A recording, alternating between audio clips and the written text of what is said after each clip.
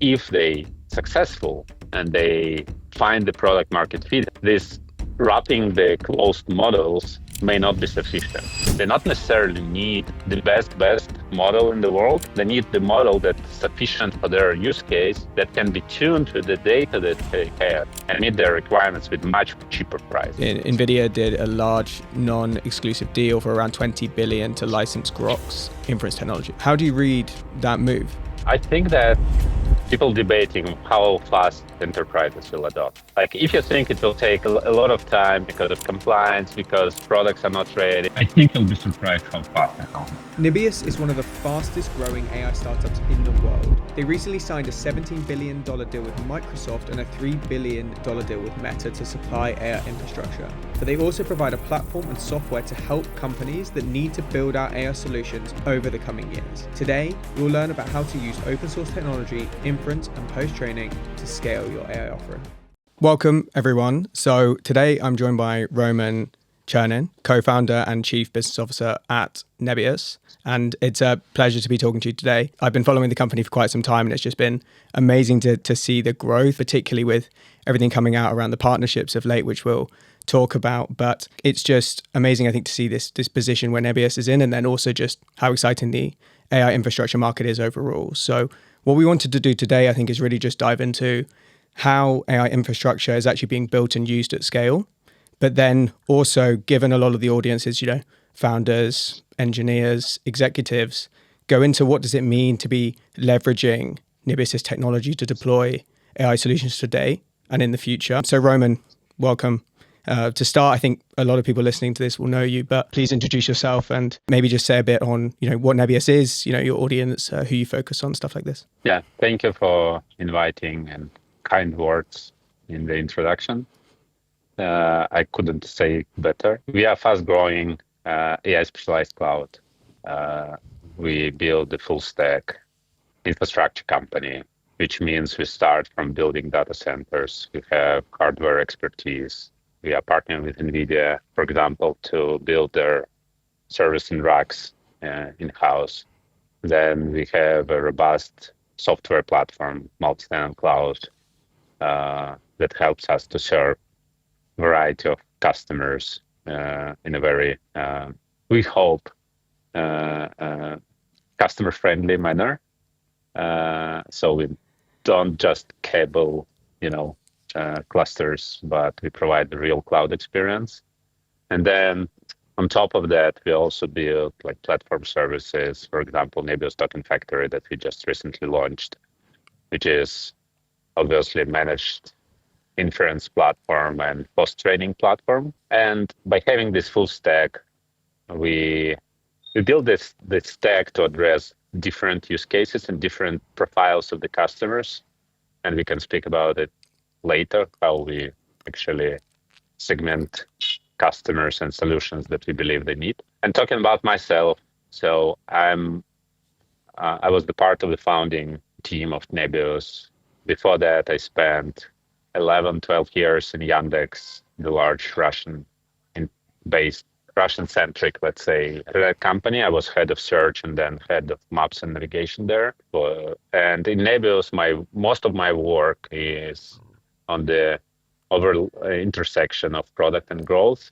So as I tell, I had few roles evolution, but I say that I like to think that I do the work that the next bottleneck of growth in Nebius to unlock it and help company to continue growing. Awesome. Yeah, and I think testament to how fast the company has been growing. And I'd love to start with two of the big deals that have been, closed recently. And it's definitely fair to say 2025 was a big year for Nebius. So just to ground everyone watching, in September, Nebius signed a 5-year AI infrastructure deal with Microsoft worth about $17 billion, with options that could take it to roughly $19 billion to provide dedicated GPU capacity from your new data center in Vineland in New Jersey. And then actually in November, you announced a second flagship deal, a 5-year contract around $3 billion with Meta to supply AI infrastructure. So firstly, massive congratulations on both of these deals. It's very clear now that, Nebius is a key partner for hyperscalers, which is amazing to see. And in both those cases, you're working with companies that already run their own cloud infrastructure and have deep relationships with the other big, cloud companies. It'd be great to hear more about the Meta deal specifically, as it's more recent. And then from your perspective, what problems are Microsoft and Meta each trying to solve with this specialized neocloud like Nebius, could address better than they do internally or with usual public cloud options? Appreciate the question. So coming back to the layers of the infrastructure we build, these type of customers are actually coming to the lower level of our infrastructure, which is more physical infrastructure. So they rent out the large interconnected clusters. They use mostly for training. Why they come to us and what value they get? We are in the world of fast-growing demand, which helps us. It wouldn't be honest to say that it's just it's bad timing for the business like ours. So their need is actually accelerate their time to value. Their research teams need compute, and they find us helpful in the world when they need to grow so fast to deliver them. And then to be among those who can successfully work with them, you need to have capacity, which is obvious thing, and you need to have trust from customers that you can deliver, because again, it's all about time to value. And I hope, or I know that we developed trust. Both those deals actually showing that we can work with the customers with the highest requirements in this market. And another thing I wanted to mention, that this is not our core business to deliver to Microsofts and Metas of the world. They are great partners. We love to work with them. We learn from them, and it's a great business. But for us, the core business is actually serve let's call it the rest of the market, which is all the variety of the companies from AI native startups all the way to enterprises. Not only with our physical infrastructure, but also with the value that we create upstack in the cloud and the services on top of that. And the deals like Microsoft, each deal of type of Microsoft or Meta, actually give us additional resources, financial resources, first of all, to build cloud, the real cloud for the market. So we look at these deals as a fuel to scale and build the product for high variety of the customers. This is our key philosophy. Yeah, definitely. And I think, like you said, it's very impressive, I think, because of the fact that it does require to land these kind of deals, a level of trust that has to be, that, the due diligence that's in place. It's a testament to where the business is at. And like you said, great to have that runway, almost funding, to now go out and build what's needed for the rest of the market. And, you touched on the different types of customers that you focus on. And I think that's why Nebius is such an interesting company, is, you aren't just focused on the hardware side at all. You're verticalized yourself, and you focus on both the hardware and the software side. And, you've got, as I understand, roughly 3 customer segments with the hyperscalers we spoke about and the frontier AI labs, but then also these vertical AI companies and AI startups. You're working with Higgsfield's, JetBrains, for example, but then also more those traditional enterprises such as, Shopify. So it'd be interesting to understand more. What does your customer mix look like today across those groups? And then how do you expect that to shift over the coming years? And then I think, I've heard you spoke about the enterprise side before and how big that market could become. And based on, the conversations you're having and what you're seeing in the market, I think it'd be interesting to hear, what do you think is needed for the enterprise to really adopt Nebius? Is it things like the level of compliance, internal skills? From what we see, potentially it's something alongside, having those really clear use cases and ROI. So be interesting to hear your take on that. Yeah, that's very accurate breakdown. We could actually break the enterprise kind of part of the world. We internally break it in more like digital enterprises and classical enterprises. So you can think about companies like Shopify or Booking.com on one side of the spectrum and the difference are they are cloud native, so they're digital native in their core. They were not born in AI era, but they are very digital, very techy. And then on the other side of the spectrum, you have all the classical enterprises like, I don't know, banking, manufacturing, transportation, Gale and DOS. So all the classical businesses. So I think that this spectrum from AI startups through digital enterprises, ISVs to classical enterprises, this is actually actually represents the adoption curve. So AI startups, would it be model builders of different flavors or vertical AI companies like ones you mentioned, or Cursor is a famous one, which you already place in both sides of the things. They started as a pure product and now they're going down to training as well. They are adopting AI faster and moving faster than anyone else in the market. Then the next layer, and this was originally like in 2025, I would say that was our main audience to serve. They move fast, they make decisions fast. We feel like we are the same with them. Like you can think about us as AI native clouds. They are AI native customers, so natural match. Then the second layer that started in 2025 with the companies like Shopify or Prosus or Cloudflare, these are more ISVs, so digital native companies. They adopting AI and they require, they cannot live just on bare metal offering. So they already require high level of abstraction in the service. And of course, there are some hygiene, requirements like compliance, security. This is different procurement cycle. But in general, I think the main difference is that they just need to have more software depth in the product they consume. Most of them are multi-cloud. Most of them have multi-teaming in your environment, and they don't want to take all this AI native companies. They are nimble, so they actually can live with more or less any offering. When those companies like more lean to higher level of service.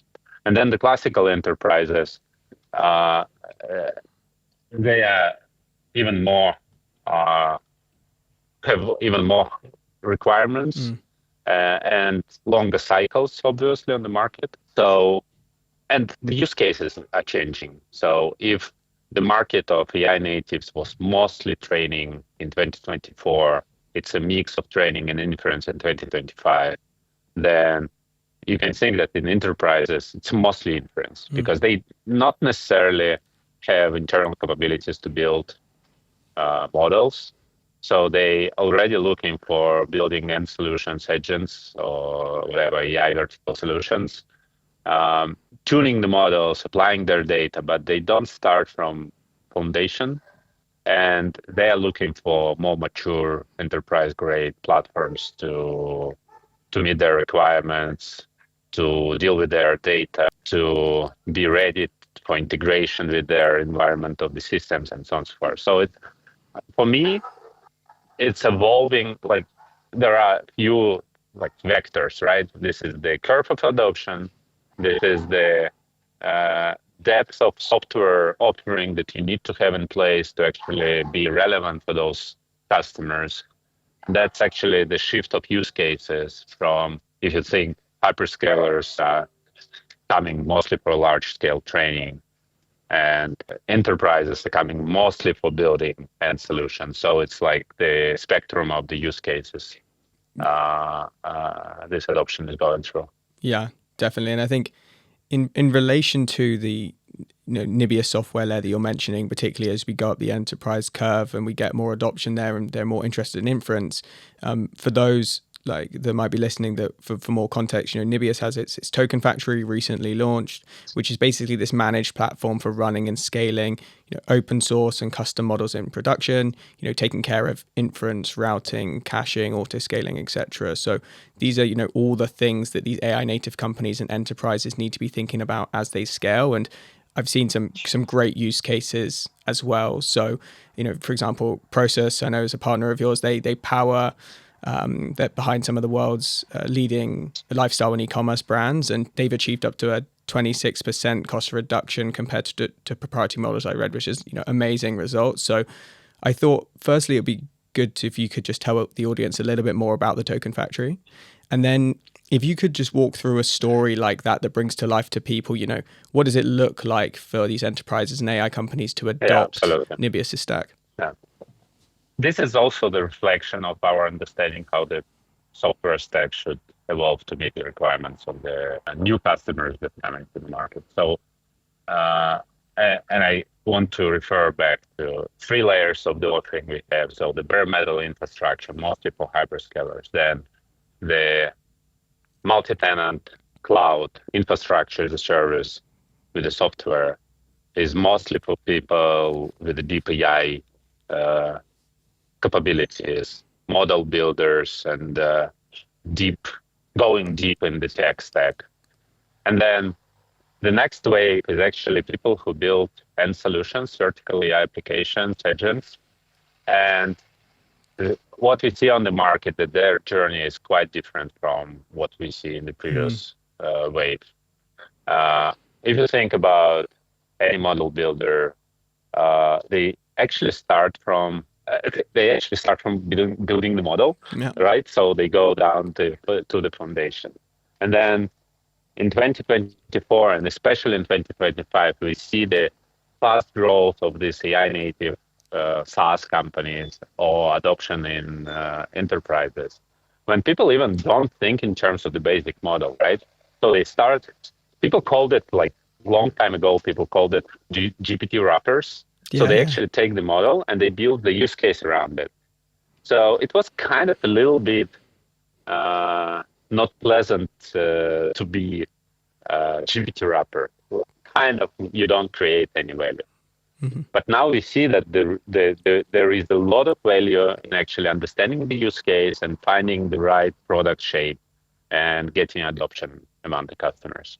So the great companies like Cursor, like Higgsfield, and actually in any different vertical, you'll find these new champions. They start from just building the GPT wrapper, if you want, and they mostly start from closed source models.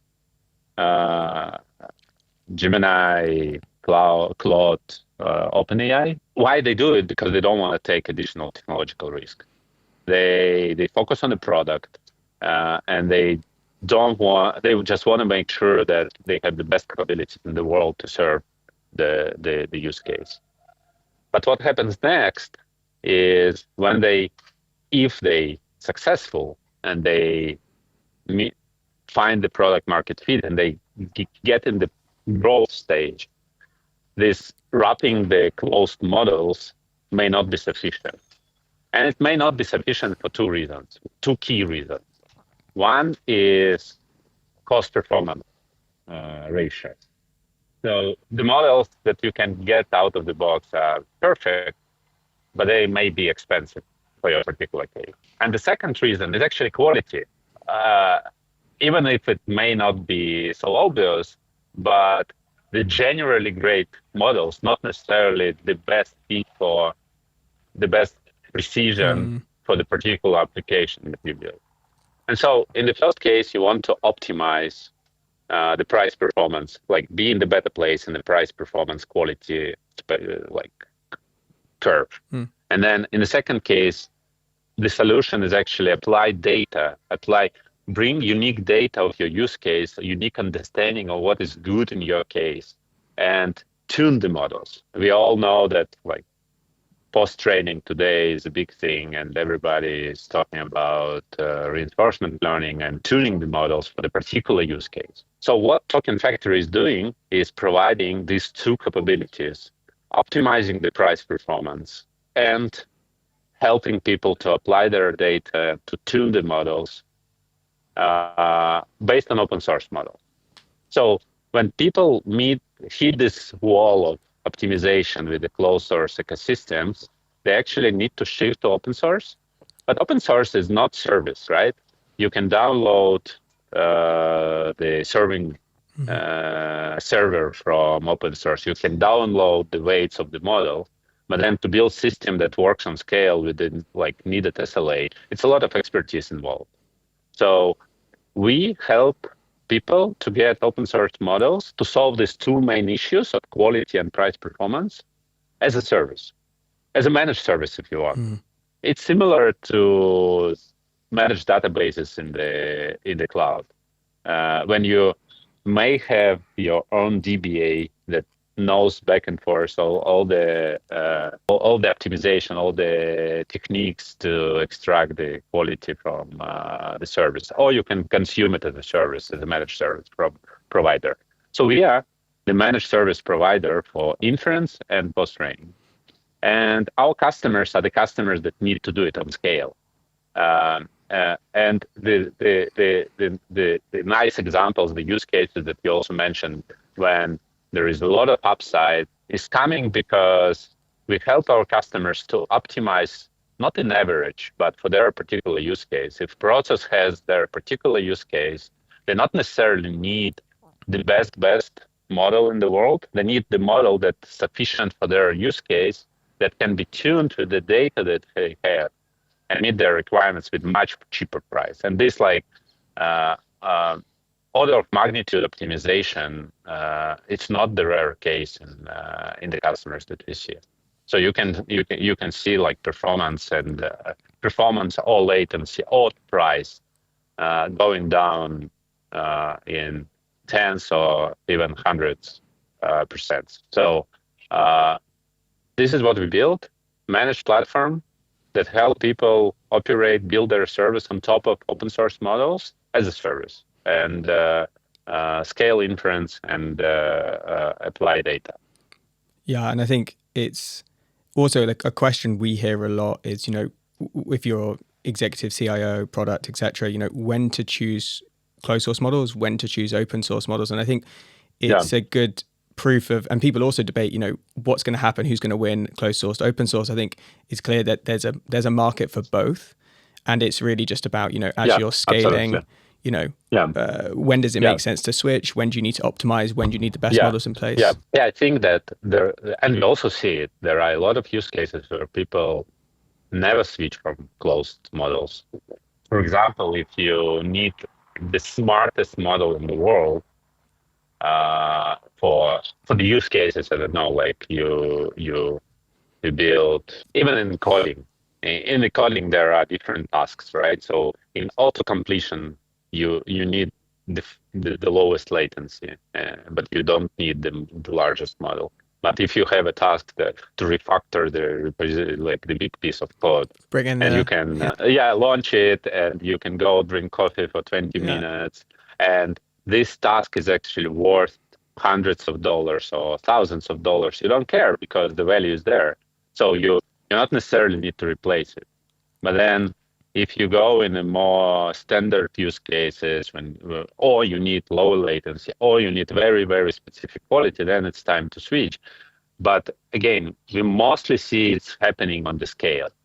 We mostly see it's happening when the growth matters and unit economics matter, rather than at the prototyping / product market fit stage. So I think it's also similar to more classical SaaS development, when you start from fixed cost, finding product market fit, and unit economics not really matter. But then when you start scaling, you want to do it healthy. You want to build like the business that you control the stack and you can optimize like down the stack.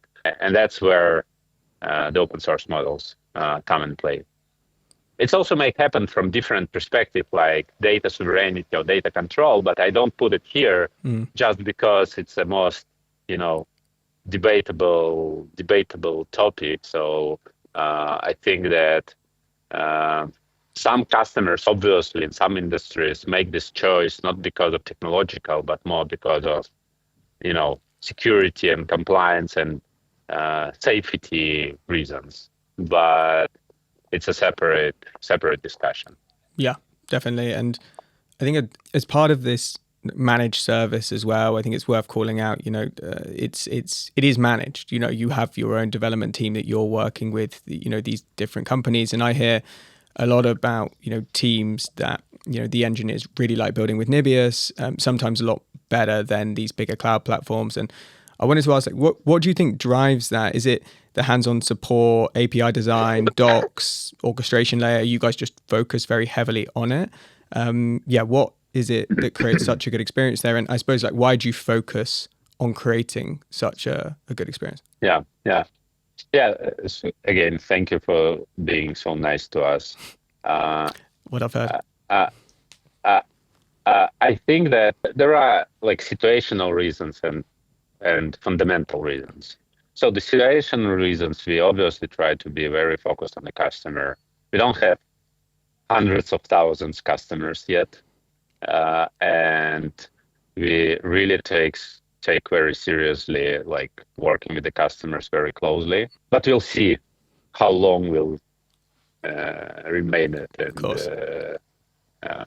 Our CEO sometimes said it's easy to be good to your customers when you have hundreds of them. It's challenging when you have hundreds of thousands of them, and still each of them feel that you have white glove approach. For sure. I think that fundamental reasons are in focus. We do a very small number of things, and we focus on them. We, as a cloud, we don't address anything but AI, heavy AI workloads, which are training and inference. We build the platform from the ground up, specialized for AI.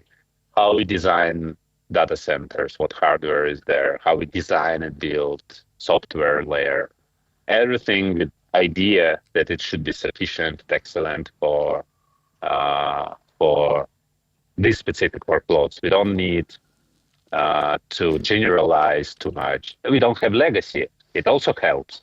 If you think about any large cloud, they have 20 years of experience, which is good, but they also have 20 years of the legacy in their software stack.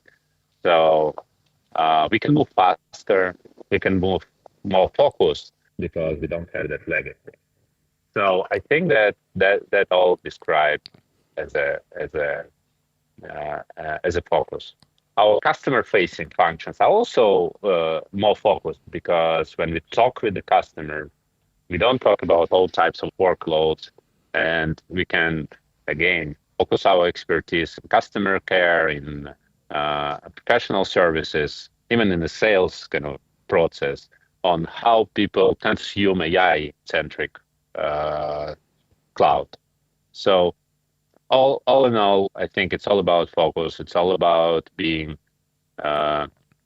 thinking all the day how we extract every percent of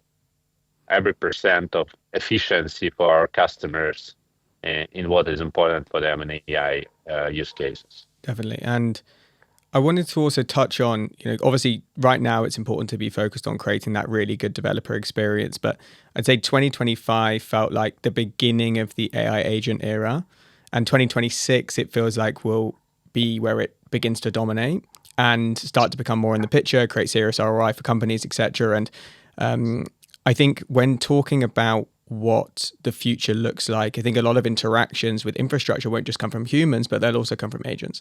And if that's the direction, is this something that Nebius is thinking about, and how are you planning to sort of evolve the platform to be beyond just developers, but actually be agents that are interacting with it as well? Yeah, it's a great question. Actually, our first demo about that was we had a keynote on GTC Paris 2025. It was June probably. And we showed, we actually introduced Nebius MCP server that give access to all capabilities of Nebius for agent, Claude agent, and we showed like how you can develop and deploy the application on Nebius. So I don't remember, no, maybe not the application, but training job on Nebius, just like vibe coding. So that was actually it was just entertainment game, entertainment demo, but it illustrates that we think about what you're saying, and we actually start seeing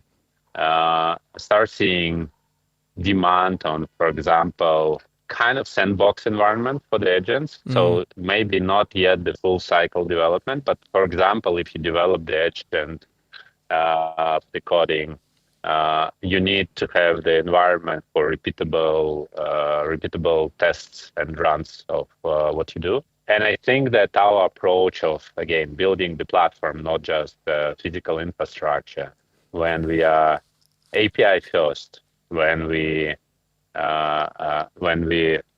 everything that you can do in the platform, you can do through API, you can do through console. It helps us to be ready from architecture perspective to address this kind of, let's say, API first by native, by default users, which are agents. I cannot see. We already see a lot of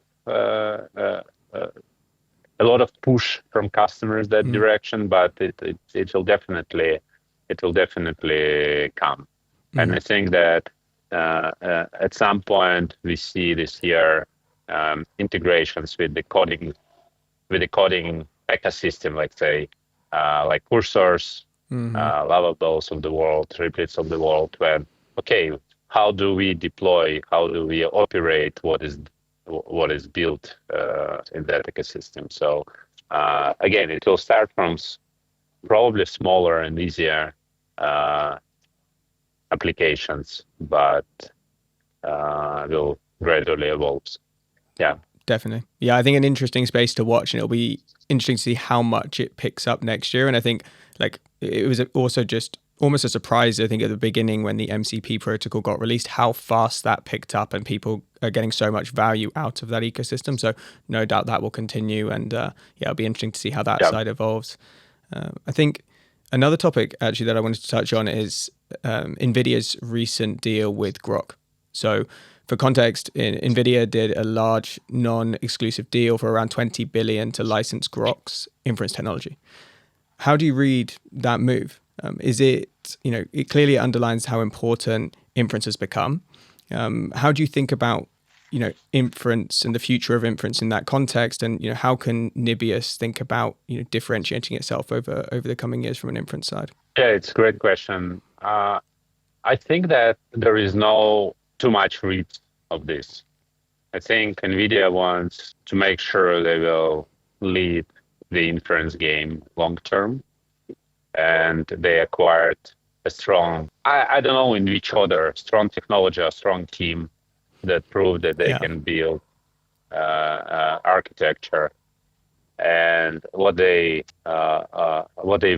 probably will do is to be part of the NVIDIA team to introduce us the inference platforms of like next generation. I think it also demonstrates that inference is quite diversified. Inference is one word, but behind inference there are quite different workloads.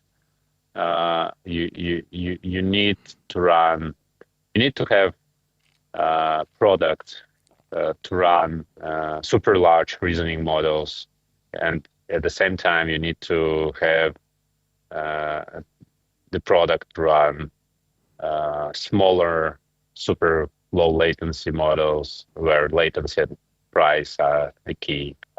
And we'll see more and more diversified kind of offering from the key players like inference as well, like NVIDIA as well. On our side, I think it doesn't play for us too much.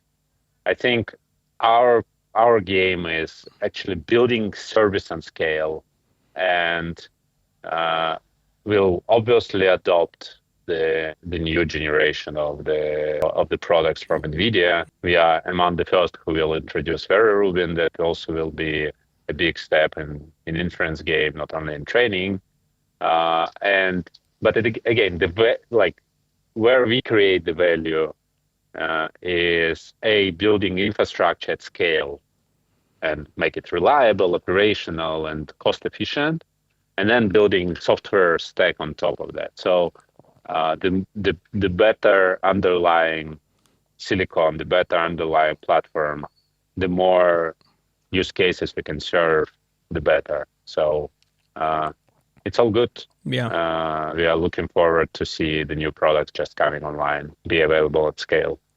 Yep. Overall net positive to the industry. And I think, as you said, we can expect, inference and the importance of inference to continue at all levels of the stack. And I think it'll be interesting to see now that Groq's, fully integrating into NVIDIA and how that evolves for sure. I think with a bit more of a fun one and looking forward, over the last couple of years, you've made some calls that looked contrarian at the time, but actually paid off. And things like going all in on AI cloud or focusing on multi-tenancy, inference economics, these kind of things. I wondered if there's a contrarian view today about AI infrastructure that the market doesn't fully believe yet. Whether that's things like where value might accrue, how fast enterprises will move. I was thinking about potentially the importance of open source, which is something that's debated quite a lot. Yeah. So interested to hear your take. I also need to say, put you on the spot as well. So no, I'm not the main visionary in our company. Like my game is more execution and making stuff happen. But I think that what happened so far consistently is AI continued to surprise us. With the scale and pace. So anything you can do to catch up on scale and pace will probably pay off. So to your point, people debating how fast enterprises will adopt. Like if you think it will take a lot of time because of compliance, because products are not ready, because blah, blah, blah, models not that great, not secure, not safe, not precise, not precise. I think you'll be surprised how fast it will go. Then if you still, and I'm part of us who still didn't get to how fast we shifted to talking gigawatt, like not megawatts, not hundreds megawatts, but gigawatts and tens of gigawatts.